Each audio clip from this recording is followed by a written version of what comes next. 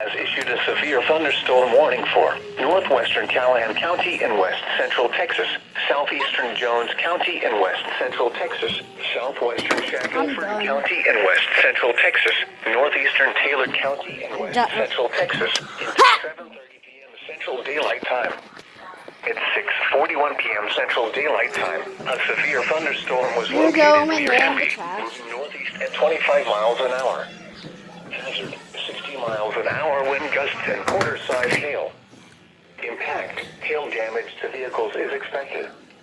Expect wind damage to roofs, siding, and trees. This severe thunderstorm will be near Hamby around 6:50 p.m. Central Daylight Time.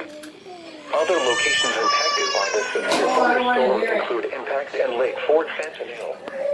This includes Interstate 20 between mile markers 283 and 299. For your protection, move to an interior room on the lowest floor of a building. Hashtag leading through 7 through 10 to the first The National warnings. Weather Service in San Angelo has issued a